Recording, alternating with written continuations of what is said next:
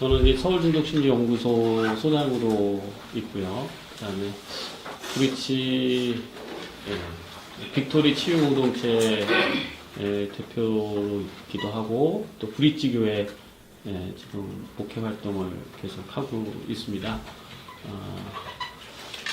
또 뭐 치료하는 과정에도 그렇고, 또 이렇게 제가 살아온 그 이렇게 삶의 형태를 경험하면서 성경을 이렇게 이제 제 삶으로서 이렇게 살아내는 그 과정 속에서 그동안 제가 알고 있던 어떤 성경적인, 그러니까 저도 배워온 신학이라든지 뭐 교회에서 늘 가르쳐준 그런 말씀으로 이렇게 알고 살아왔는데 알고 봤더니 그게 아니더라.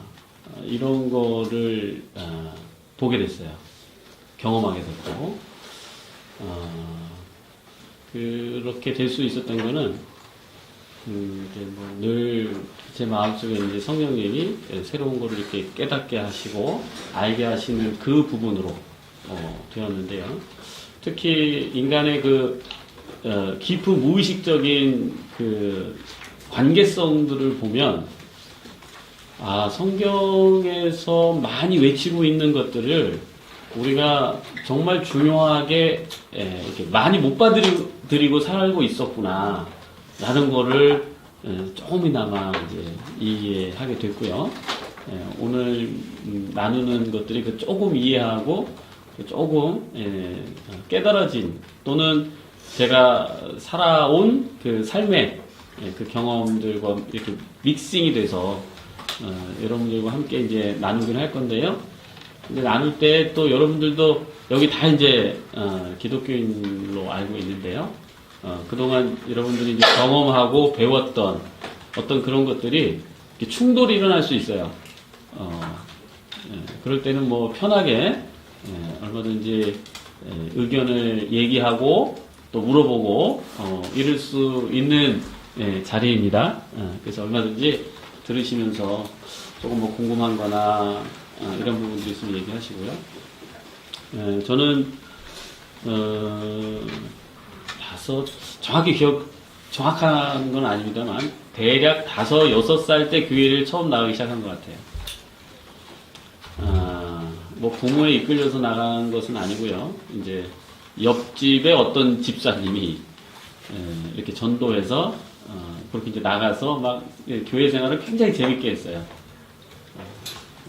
그래서 5, 6살 때서부터 교회에 나가서 뭐 크리스마스 때 뭐 사탕 주지, 뭐 초코파이 주지 이런 거 받아먹고 다니면서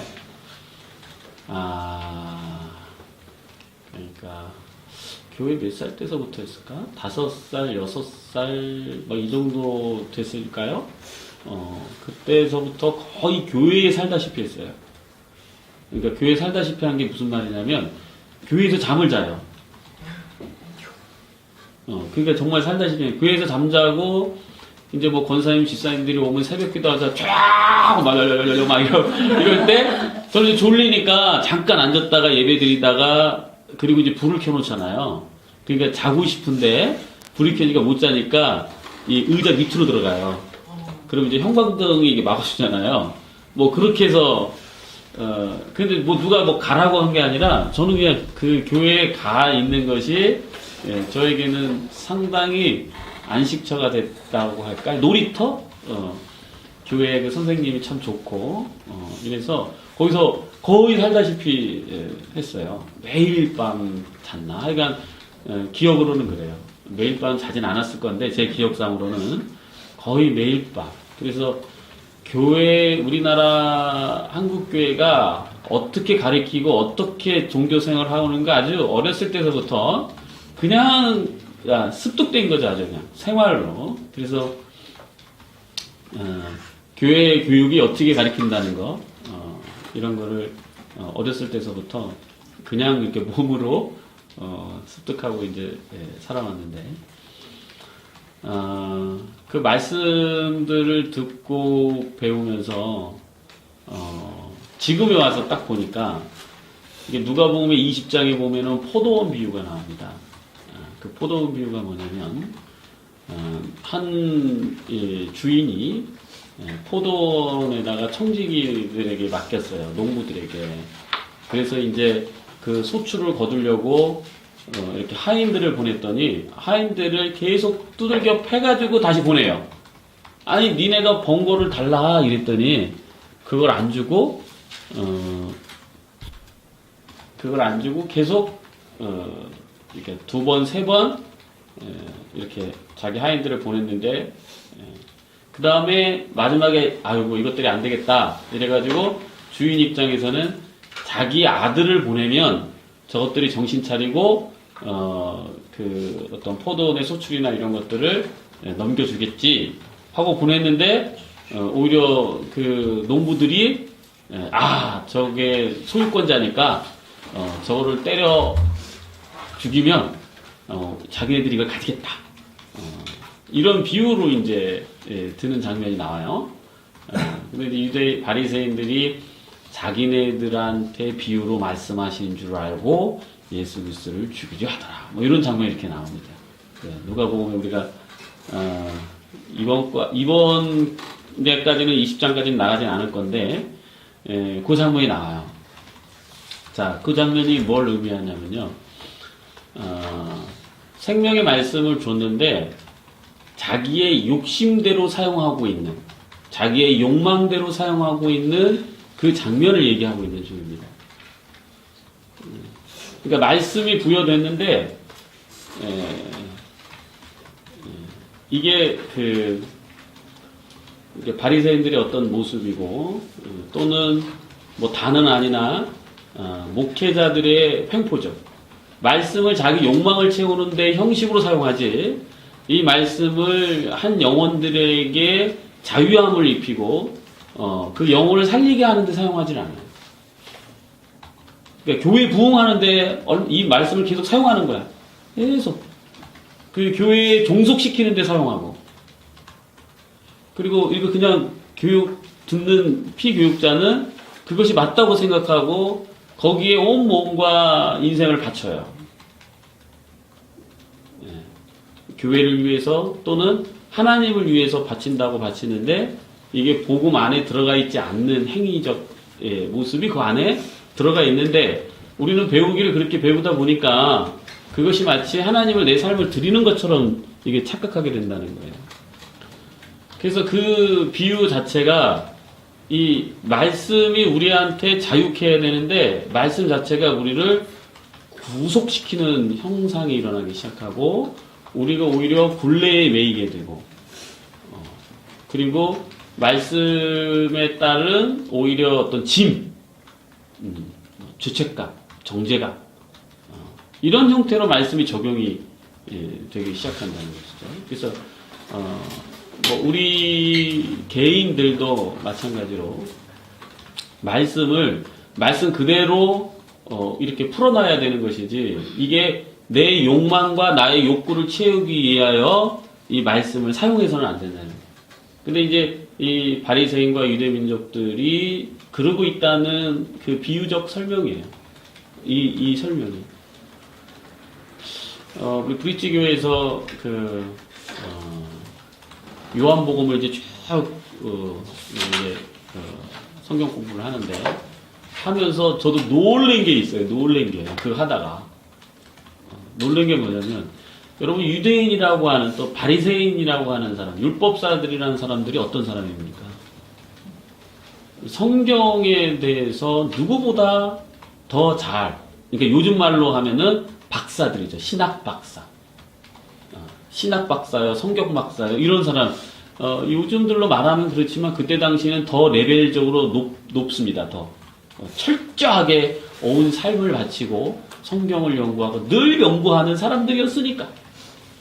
근데 우리가 뭐 여러분이 아시다시피 구약에서의 그 중요한 구약의 모든 흐름은 뭐를 나타내주고 있냐면 오실 메시아를 그려주고 있어요. 오실 메시아.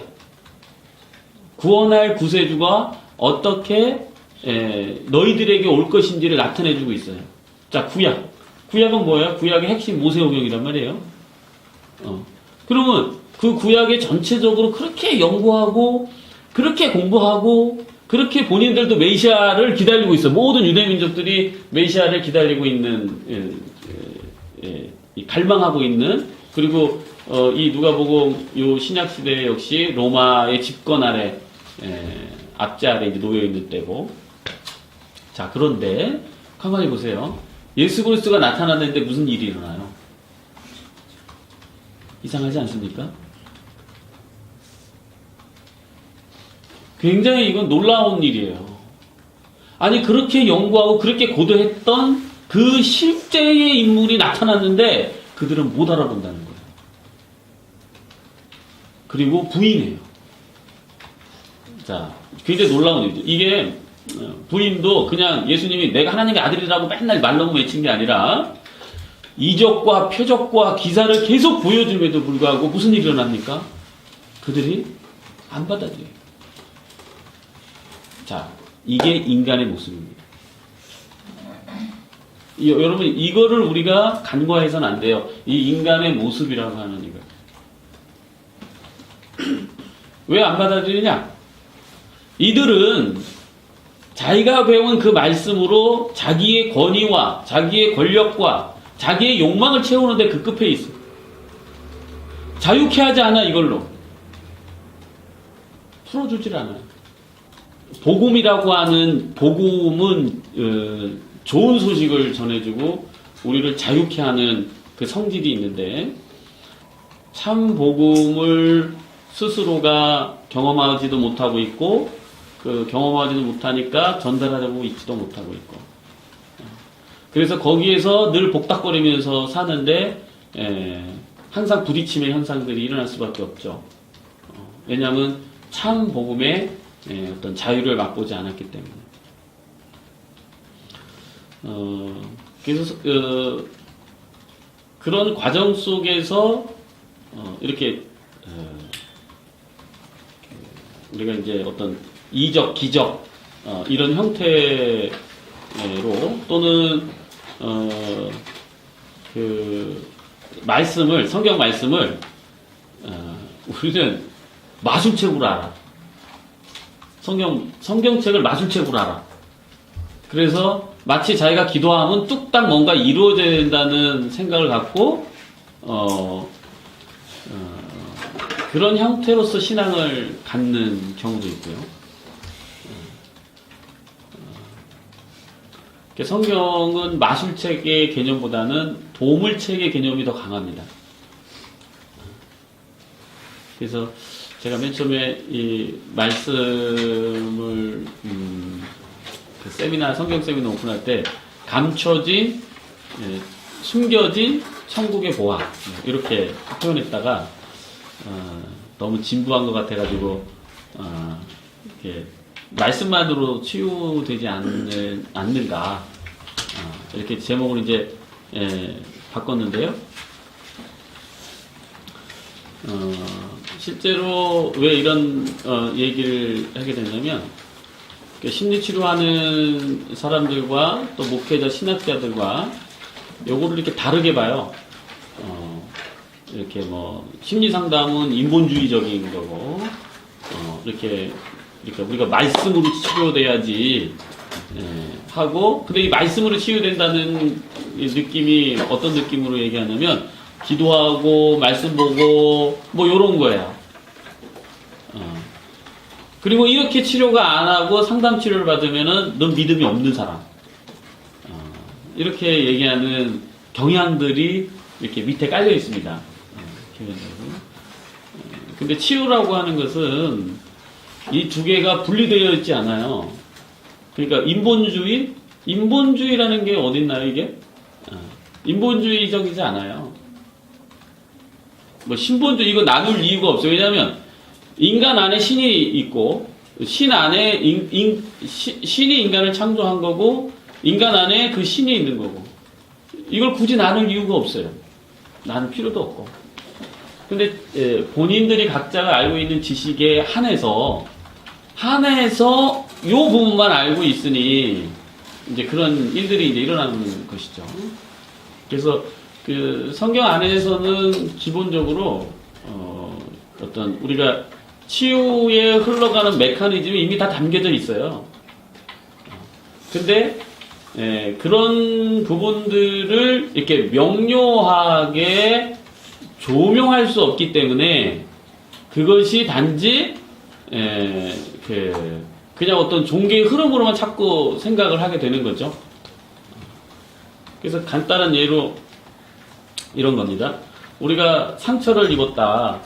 그러면은 상처가 입었다는 것을 우리가 뭘로 표현합니까? 사랑받지 못했다 이 말이죠. 존중받지 못했고 존경받지 못한 삶을 살아왔다. 그래서 상처라는 개념은 사랑의 개념의 반대적인 요소예요. 사랑받지 못했다.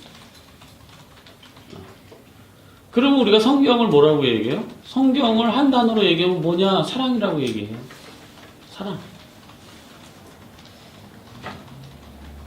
그러면 우리가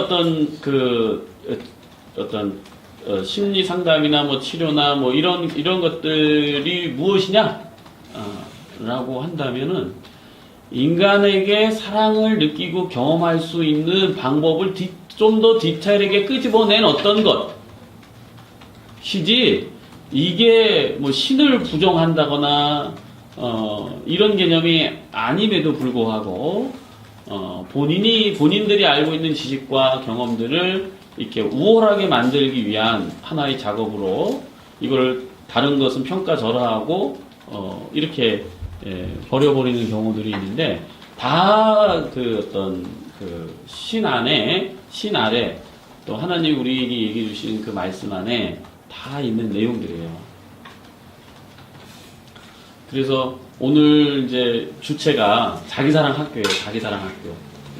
이해하고 들으셔야 돼요. 이게 연구소가 아니고 자기사랑 학교로 주체를 한 거고, 자기사랑 학교는 기본적으로 복음의 본질적 전달을 하기 위해서 만들어진 단체예요. 그래서 우리가 자기사랑 모임도 이렇게 곳곳에서 각 가짐으로 인해서 그 사랑을 이제 경험하게 하는 어떤 운동, 또 자기를 어떻게 사랑할 것인가, 이런 부분들을 경험하는 부분인데요. 제가 아까 전에 얘기했습니다. 성경은 한 단어로 얘기하면 뭐라? 사랑이다. 근데 우리가 유대인, 바리새인, 이제 유대인은 전체적인 걸 얘기하고 바리새인 이런 사람들이 얘기하면은 거기 그 사람들은 뭐가 빠져 있어요? 사랑이 빠져 있어요.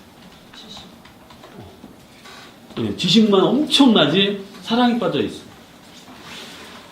죽은 거예요, 여러분. 죽은 거. 사랑이 빠져 있으면 죽은 거야.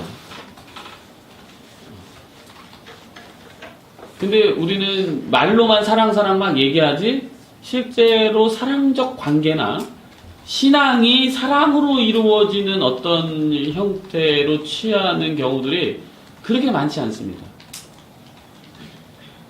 근데 이게 이제 척으로 가, 척. 내가 이렇게 사람들 잘해주는 척 이러면은 내가 사랑이 있는 것처럼 느껴지고, 원수를 사랑해라 이러니까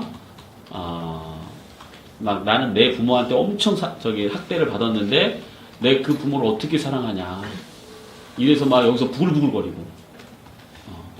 그러니까 이게 이제 우리가 근본적인 어떤 것을 모르는 상태에서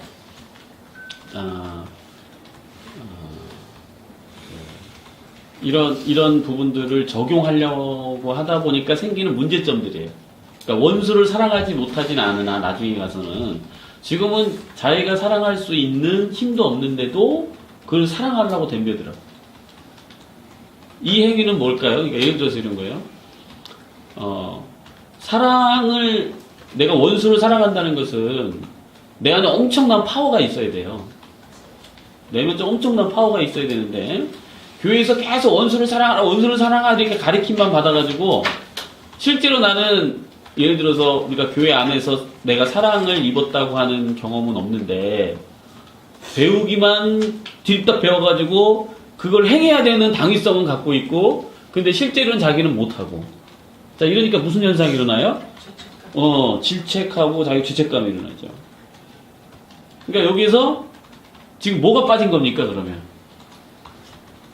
자유. 사랑이 빠진 거예요. 이거는 자기가 자기를 사랑하지 않는 태도예요, 지금.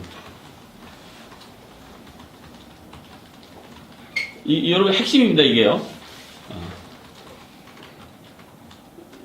그래서 그게 안 되니까 이제 그런 척을 하죠. 왜 주변에다가 주변 사람들이 나를 믿음 없는 사람으로 보일까봐. 교육은 많이 받았으니까. 그리고 내가 권사고 장로니까. 또 목사니까. 그래도 그 모습은 이렇게 그럴싸하게 좀 보여야 될 거 아닙니까? 그러다가 화병에 걸리는 거예요. 그러니까, 그러다가 이제 우리가 뭐라 그러죠? 이중 성격을 갖게 되는 거죠. 집에서는 그런 게 안 되잖아. 그러니까 집에서는 가면은 막 자식들 두둑에 패고 뭐 그냥 내깔려 놓고 자기 살림 막 이러고 돌아다니고 밖에서는 그냥 이렇게 거룩하고 선한 척. 이게 통합이 안 된 거죠, 통합이. 그래서 이렇게 대개 보면은 이렇게 분열적 성경적 해석을 하고 분열적 신앙을 갖고 이게 통합적으로 이것을 이렇게 바라보지 않는 이제 모습들이 있죠. 그래서 우리가 좀 더 우리가 통합적으로 말씀을 좀 보고 그리고 그 밑에 이렇게 말씀의 표면적인 게 아니라 항상 천국 보화는 가려져 있어요, 여러분. 이렇게 드러내지 않습니다. 천국 보화는. 그래서 예수님이 비유로 많이 얘기하시고 비유로 얘기하는 이유는 들을 귀가 있는 사람은 들을 수 있도록. 왜냐면 그것을 값어치 없게 여기거든요. 그리고 그 말을 들으면 꼬투리 잡아가지고 따지려고만 해. 그 말을 들으면. 그러니까 유대인들이 바리새인들이 그랬잖아요. 그래서 예수님하고 논쟁이 굉장히 심하게 계속 왔다 갔다 하면서 이제 결국은 예수님 잡히는 건데 안 받아들이는 거죠. 자기가 기본에 가지고 있는 것을 계속 논쟁하니까. 그리고 안 받으려고 하는 궁극적인 것은 자기의 탐욕이에요. 자기가 그동안 가지고 있는 권력과 이런 것을 내려놓지 않으려고 하는 이제 그런 게 이제 대표성이 이제 교만이죠. 그래서 우리가 이제 누가복음의 말씀을 가지고 아마 대략 8장까지 나갈 수 있을 것 같습니다. 하루 우리가 한 번 세미나 할 때마다 한 장씩 다룰 건데요. 그래서 8주니까 이제 8장 정도 이제 나갈 텐데, 그래서 그 안에서 우리가 실제로 우리의 삶의 모습을 한번 들여다보고 또 우리의 신앙생활, 또 하나님이 인간에게 전달해주고자 하는 핵심적 메시지가 무엇인지. 여러분, 이게 종교성에 빠지면 그 자체가 저주가 돼요. 종교적 행위에 빠지면 그 자체가 저주가 된다. 그러니까 성경에 나와 있는 얘기이기도 하지만 우리의 심리적인 문제도 동일해요. 그러니까 우리가 그런 거를 이제 율법이라고 하는 것은 당위성이에요, 당위성. 그래서 반드시 지켜야 할 것. 응? 율법이라는 게 어기면 안 되잖아. 어기면 다 죄인데, 다 죽는 건데. 그러니까 율법이라는 것은 당위성이 굉장히 강하게 부여되고 있고, 우리 이 삶 가운데 당위성이 많으면 심리적 문제가 생겨요.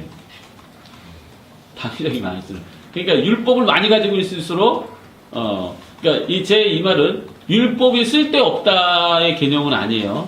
제가 지금 얘기하는 것은. 이게 사랑 없이 율법의 형태를 취하고 있을 때.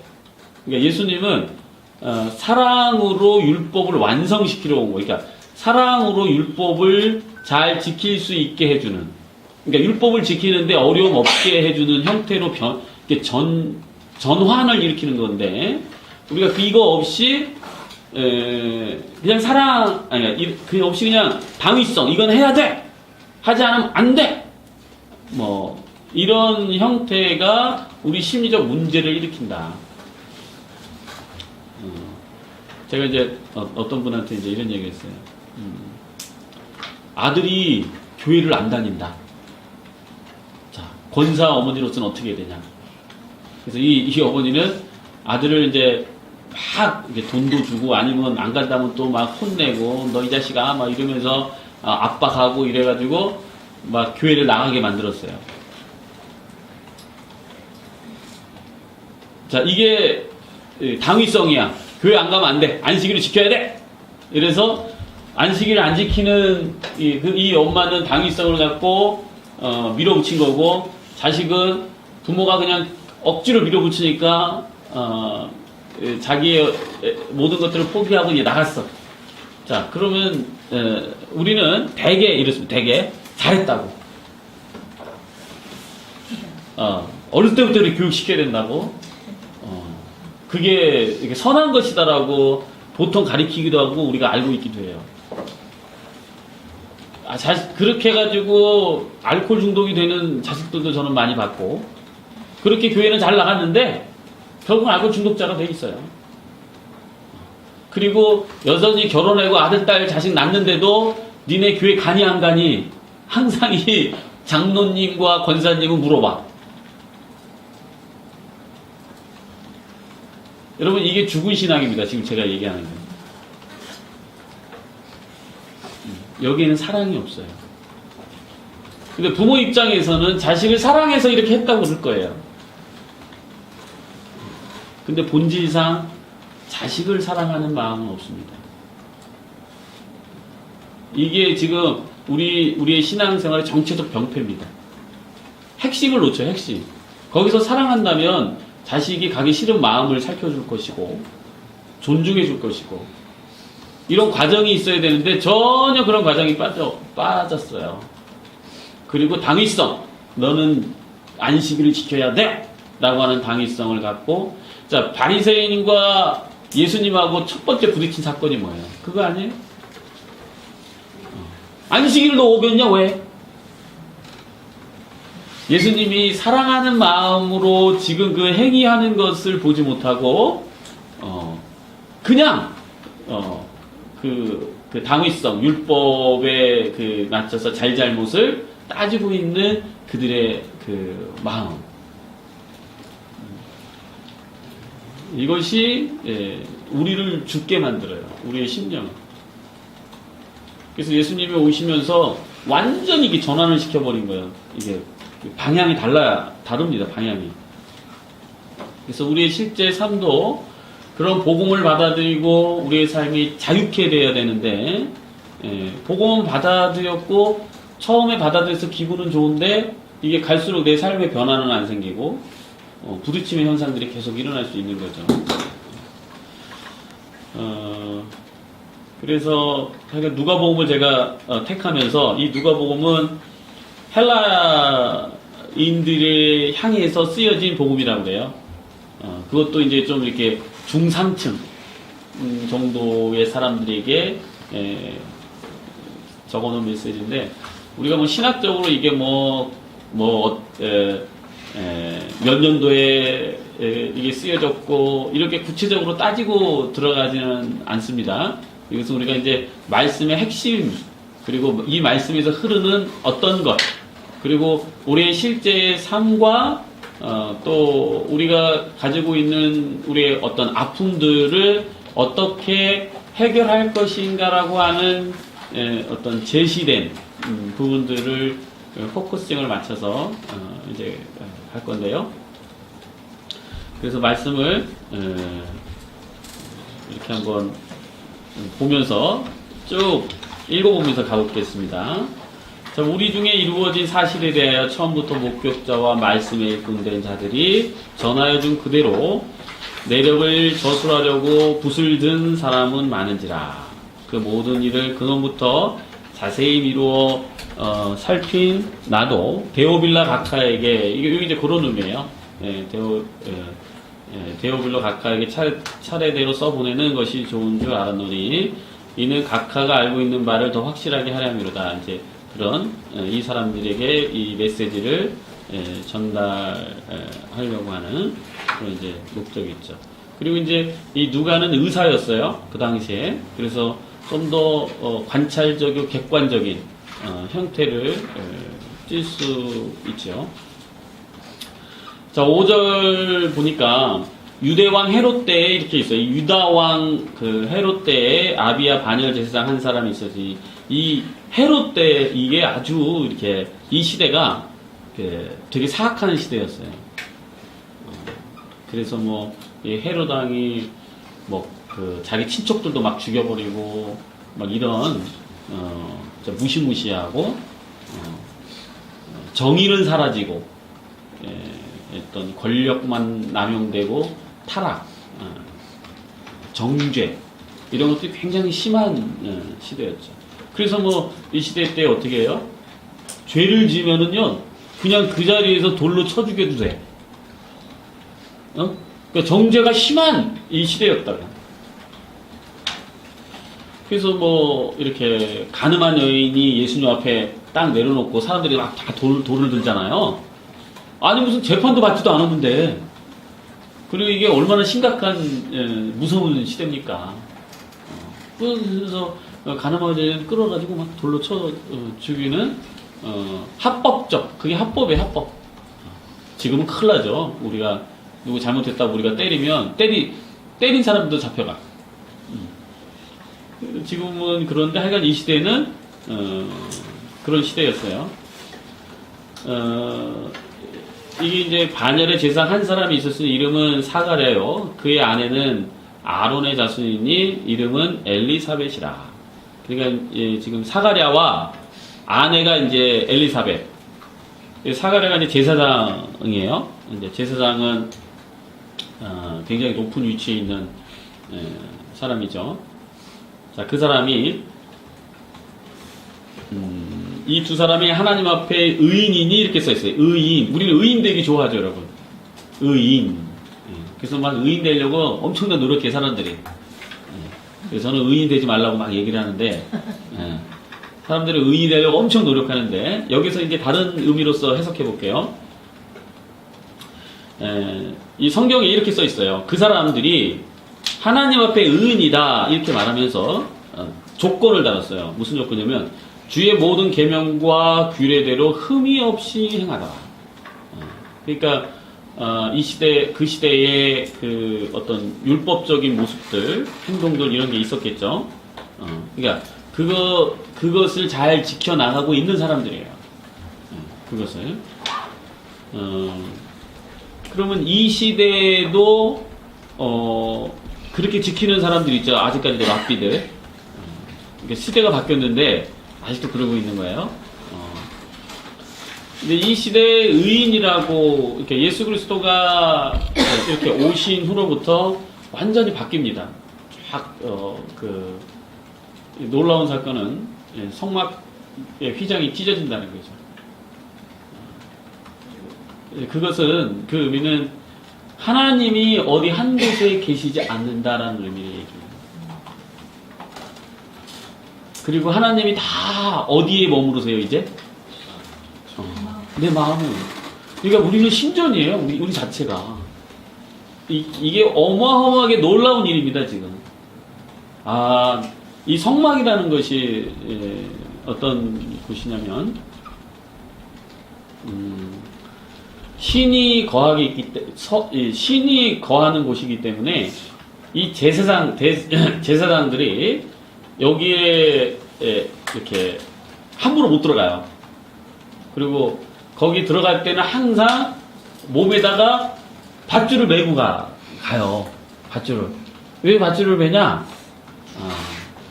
거기에서 자칫 잘못해가지고 실수를 범하거나 아니면 자기가 죄를 지은 상태에서 자기도 모르게 들어가야 한다거나 이러면 즉사합니다. 거기서. 즉사한데 이렇게 들어가가지고 꺼내지도 못해. 왜냐면 그 성스러운 곳이기 때문에 자기도 죽을 수 있어요. 그러니까 그 사람이 죽으면 이게 끄집어내려고 거기다 이렇게 받줄을 달고 뭐 방울도 달았다고 그러지 아마? 이게 걸어다니면 짤랑짤랑하고 이게 솔루이가 안 나면 이게 죽었구나. 이렇게 생각해서 그 정도로 여러분 엄청나게 성스러운 그 성막의 형태를 가지고 있다 이 말이에요. 거기에서 지금 그것을 들어갈 수 있는 사람이 이 사람이 거기를 그 안으로 그 중심으로 그것이 찢어졌다는 거예요. 그것이 이게 엄청난 사건입니다. 그래서 우리는 하나님을 만날 때에 누구의 도움도 필요 없어요. 누구의 도움도 필요. 뭐 목사님 기도해주세요 이럴 필요도 없어요. 내가 기도하면 돼요, 여러분. 내가. 이제 그 전에는 이제 이게 거치는 부분들이 있었죠, 중간에. 다 내 마음의 하나님이고, 나는 곧 신전이죠. 내가 신전이에요. 교회가 성전이 아니고, 내가 성전이에요. 이제 이 개념이 또 여러분 핵심입니다. 내가 성전이라고 하는 이거를 귀담아 듣고 있어야 돼요. 이 전체 흐름이 여기로 다 매몰됩니다. 블랙홀처럼 이게 다 빨아들여요. 내가 성전이구나. 이게 우리 전체 어떤 성경쌤이나 이제 빨아들일 건데요. 그래서 예수님께서의 계명을 얘기하시면서 그 서기관이라고 하는 사람이 예수님에게 물어봤죠. 서기관은 우리가 법원 서기관처럼 이게 법 집행을 하거나 모든 기록을 쓰는 사람이에요. 그러니까 이 사람이 이렇게 얘기해요. 계명. 그러면은 제일 큰 계명이 무엇입니까? 이렇게 제일 큰 계명. 그래서 예수님이 이렇게 합니다. 첫째는 이것이니 주 너의 하나님을 사랑하라. 이게 첫째 계명이에요. 자, 두 번째 계명은 내 이웃을 내 몸과 같이 사랑하라. 세 번째 계명은 없어요. 그러니까 이 첫째와 두 번째 계명이 모든 것을 다 빨아들입니다. 모든 율법을. 그래서 우리에게 첫째와 둘째 율법을 지키면 율법에서 얘기하고 있는 그 모든 행동들은 그냥 자연스럽게 지켜지게 돼요. 그게 어겨지는 게 아니고 그게 자연스럽게 지켜지게 된다. 그래서 어떤 한 목사님이 그런 비유를 들더라고요. 어떤 비유냐면 간호사가 병자를 돌보고 있었는데 한 남자를 간호사인 여자가 교통사고가 난 한 남자를 보살피다가 사랑에 빠졌어. 그럼 그전에는 간호사로서의 의무로 보살폈는데 사랑에 빠지니까 어떻게 보살피겠어요? 예, 엄청 잘 보살피겠지. 그러면 간호사로서 보살피는 게 아니라 뭘로 보살펴요? 사랑으로 보살피지. 사랑으로 보살피는데 월급을 받아.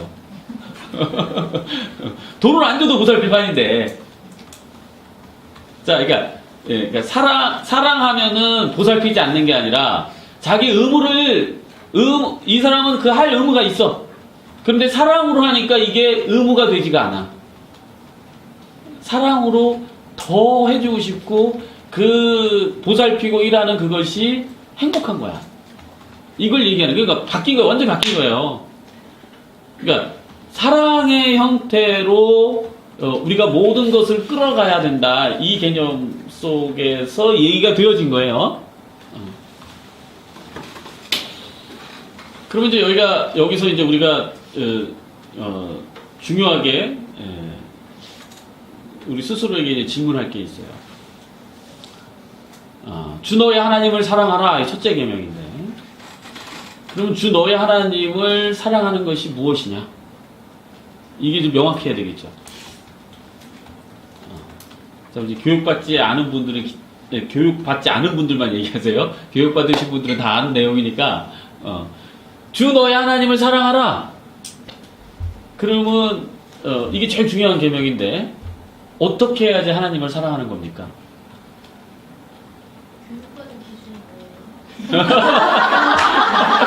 이런 얘기를 들은 사람입니다. 이런 얘기를 들은 사람. 여기서 제가 얘기한 걸 들은 사람이 떼놓고 이상관계가 아니고 우리가 뭐 자기성장 세미나도 했던 분들도 있고 또 수요 이렇게 성경 공부 시간 때도 또 하고 이랬었어요. 그래서 그 사람 아닌 사람들만 대답해 보세요. 주 너의 하나님이 사랑하는 게 첫째 계명인데 첫째 계명 엄청 중요한 거예요, 여러분. 성경에 모든 걸 담고 있는 거니까. 모든 계명과 율법. 여기서 있잖아요. 계명과 규례. 이 모든 게 거기 지금 하나로 탁 털어진 거예요. 그럼 주 너의 하나님을 사랑하라 이랬는데 주 너의 하나님을 사랑하는 것이 무엇이냐? 두 번째 계명이 지키는 응? 두 번째 계명이 이루어진다는 그러니까 내 이웃을 내 몸과 같이 사랑하며 응. 그것이 결국은 주의 하나님을 사랑하는데 그게 맞지 않을까요? 네, 예, 좋습니다. 또 하나님을 기쁘시게 해. 하나님을 기쁘시게 해드리는 것. 나를 사랑. 하나님 말씀에 순종하는 거. 하나님 말씀 순종하는 것. 주님을 경외하는 것도 맞는 것 같은데 저는 자기를 사랑하는 응. 게 하나님을 사랑하는 것이 아닌가. 네. 자, 답들이 다 나온 것 같습니다. 우리가 이제 보통 주 너의 하나님을 사랑하라 이러면은 하나님 계명을 잘 지키는 거예요. 이렇게 얘기해요. 왜냐하면 너희가 나를 진정 사랑한다면 내 계명을 지켜 행할지라 이렇게 얘기하니까. 근데 지금 제가 물어보는 게 그걸 얘기하는 거예요. 계명을 우리가 첫째 계명이 주 너의 하나님 사랑하라고 그랬잖아요. 그러니까 그 얘기는 계속 반복해서 돌아가는 거예요. 그러니까 하나님 말씀 잘 지키는 거예요. 그 계명을 이해하셨죠? 계속 반복되는 거예요. 그 얘기는. 그래서 보통 이제 우리가 알고 있는 그것은 전도 많이 하고 예배 잘 참석하고 그 다음에 교회에서 헌신봉사 많이 하고 뭐 복음 전도라든가 그러니까 이런 부분으로 생각해요. 그게 하나님이 기쁘게 하시는 거라고 생각해요. 근데 이것은 하나님이 기쁘게 하시는 요소임은 분명하나 본질은 아니에요. 본질. 이것은 하나님을 사랑하기 때문에 내가 그냥 자연스럽게 나오는 행위적인 모습이에요. 근데 이 행위적인 모습이 마치 우리는 본질로 생각하고 네가 하나님을 사랑한다면 이게 희생해야 되지 않니? 헌신해야 되지 않니? 자, 이런 식으로 이게 간단 말이에요. 그게 이제 율법입니다. 이게 율법이에요. 여러분. 그러니까 나는 뭐 그런 마음도 없는데 막 억지로 뭔가 해야 되고 안 하면은 죄인이 돼버리고 믿음 없는 사람이 돼버리고 이렇게 된단 말이에요. 그래서 하나님을 사랑한다는 것은 우리가 비유적으로 설명하면 이렇습니다.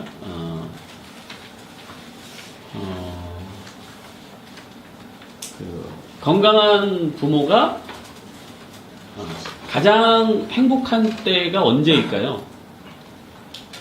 부모라면은 행복할 때가. 자녀가 행복할 때.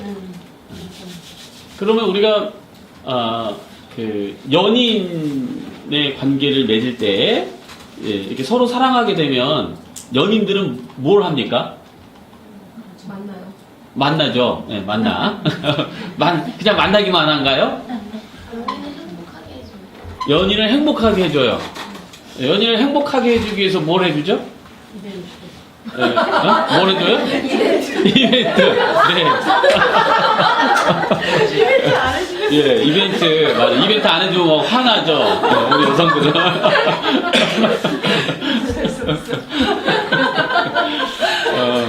그 대상이 기뻐할 수 있을 만한 선물을 줘요. 그러니까 선물을 주는 이유는 그 사람이 행복하고 기뻐했으면 좋겠는 거죠. 그러면 하나님 아버지가 가장 행복한 것은 무엇이냐?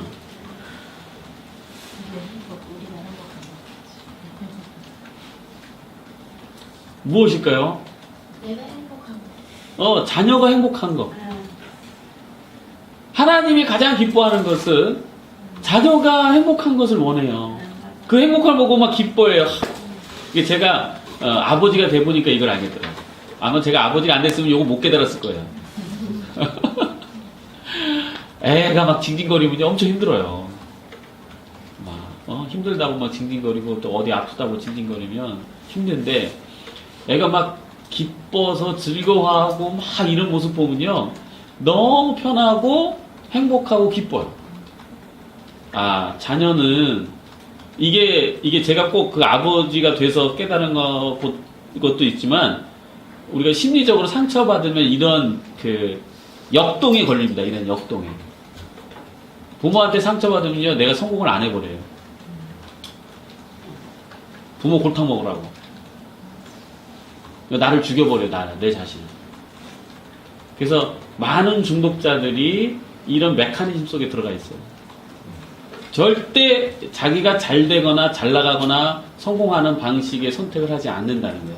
자기를 파괴시켜서 부모가 나를 보고 고통스럽고 괴로워지라. 제가 그거하고 이 말씀하고 딱 이렇게 매칭되면서, 그걸 알게 된 거예요. 하나님을 사랑한다는 것은 나를 진정으로 아끼고 사랑하는 것이구나.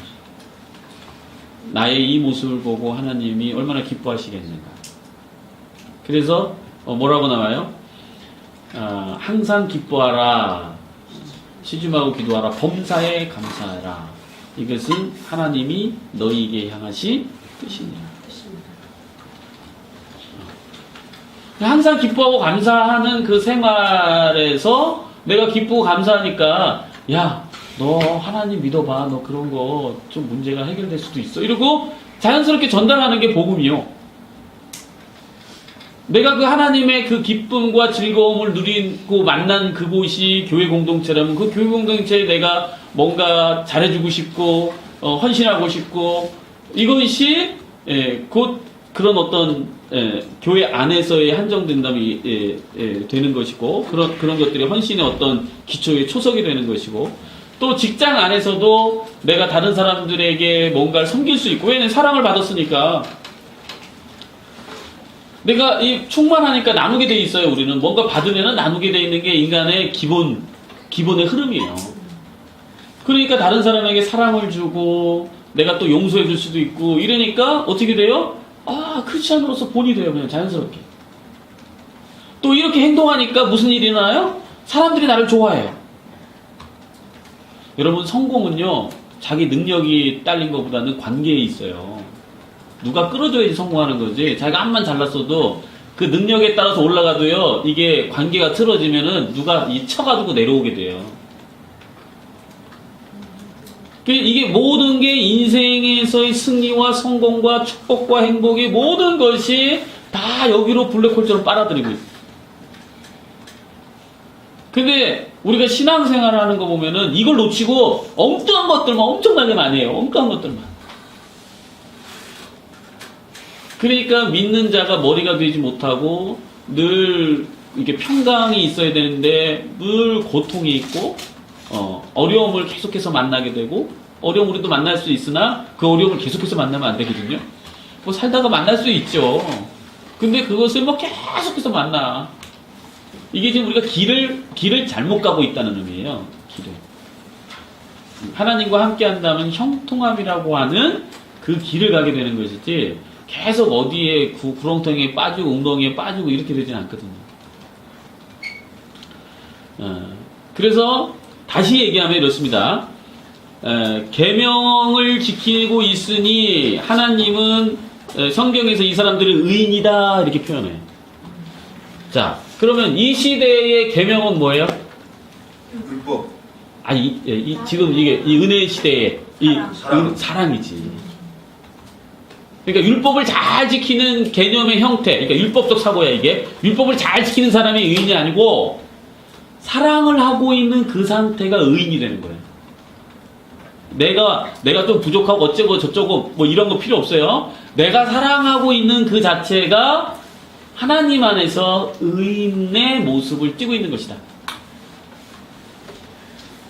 그래서 내가 뭔가 행동으로 뭐 잘 지키고 늘 거룩한 모습을 띠고 내가 늘 거룩하고 점잖고 막 이런 모습이 있어야 하는 것이 아니라 내가 나를 사랑하고 내가 타인을 사랑할 수 있고 내가 나를 용서할 수 있고 내가 타인을 용서할 수 있고 그리고 그런 행위를 하고 있는 그 과정들 속에 있는 우리는 바로 의인이라 칭함을 받을 수 있는 조건을 갖고 있다는 거죠. 우리가 우리 스스로의 어려움들, 아픔, 상처라고 얘기해 봅시다. 그 상처를 해결하지 못한 게 왜 못해요? 내가 나 자신을 용서하지 않고 있기 때문에 그래요.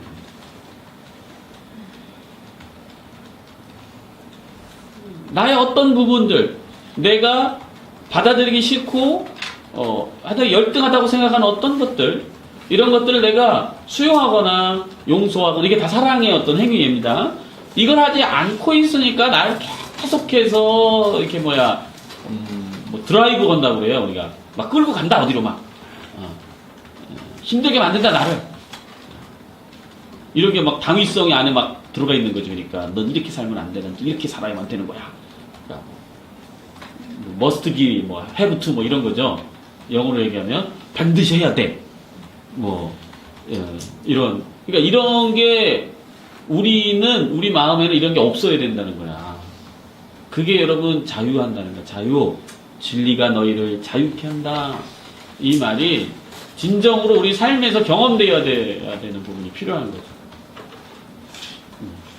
꼭 이렇게 해야만 하는 거는 이 세상에서는 존재하진 않습니다.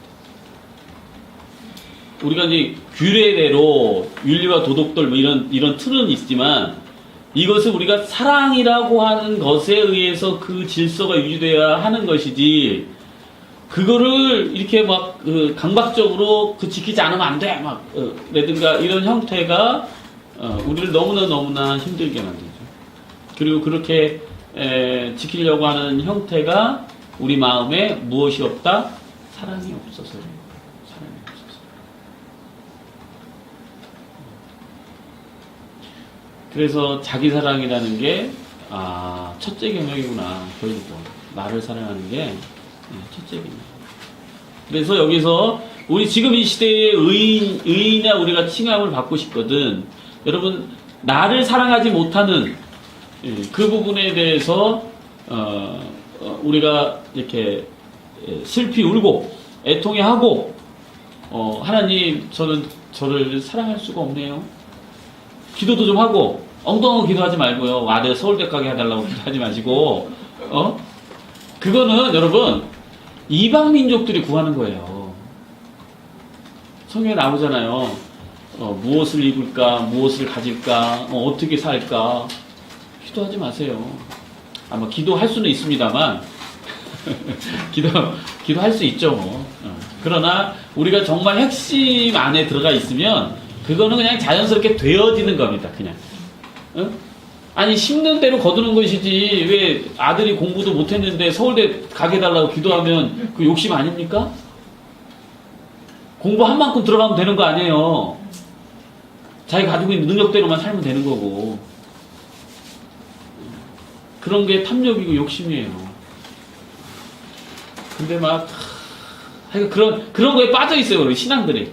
그러니까 진리에서 참 많이 벗어나 있고, 신앙생활, 이렇게 얘기하는데, 세속적인 게 너무 들어가 있어요. 오히려, 그래서 세상에 오히려 거룩한 게 있고, 교회 안에서는 오히려 거룩한 게 없는 것 같아 보여. 그냥 포장만 돼 있는 거야, 그냥 종교라는 이름으로. 극단적으로 표현하자면. 그래서 우리가 바로 잡아야 돼요. 이런 부분들을. 그리고 이제 6절에서 얘기한 부분들은, 이 엘리사벳이 잉태하지 못했잖아요. 아이가 없었단 말이에요. 근데 아이가 없었다는 것은 사실은 저주와 같은 이 시대. 우리 옛날도 많이 그러죠. 칠거 제약이라고 하나요? 애 없는 거 들어가 있죠? 애 못 낳는 여자는 내쫓아도 되고 아무렇게 해도 돼. 그런 식으로 이 시대도 역시 잉태하지 못한 나이가 지금 다 찼어요. 그래서 잉태하지 못한 이 사람들이 성경에서 얘기해 주고 있는 거야. 이 사람의 죄로 인해서 잉태를 하지 못하는 게 아니다. 그런 부분도 그러니까 우리가 뭔가 우리 삶 가운데 뭐가 잘 안 풀렸다 하더라도 그것이 우리의 죄 때문에 나의 죄로 인해서 생기지 않는 부분일 수도 있다. 물론 다른 쪽으로는 우리가 점검해 볼 필요는 있겠죠. 나의 어떠한 때문에 이런 어려움들이 나에게는 이런 부분이 허락되지 않았나 이렇게 생각해 볼 수 있으나 그게 꼭 모든 그 부분들이 죄의 어떤 결과다. 성경에서는 그렇게 우리에게 가르쳐 주진 않습니다. 하나님의 우리가 오묘한 그 섭리는 하나님의 영광을 드러내기 위해서 이런 당연히 받아야 될 우리의 어떤 것을 주시지 않는 경우들이 있어요. 건강이라든지 그래서 그 성전 앞에 놓인 안진뱅이도 그렇죠? 소경과 안진뱅이도 결국 부모의 죄도 아니고 이 사람 죄도 아니고 하나님의 영광을 드러내기 위해서 이 사람을 사용하신 것이죠. 이제 그런 부분들이 있고요. 요거 7절하고 우리가 좀 쉬겠습니다. 엘리사벳이 잉태를 못함으로 그들에게 자식이 없고 두 사람의 나이가 많더라.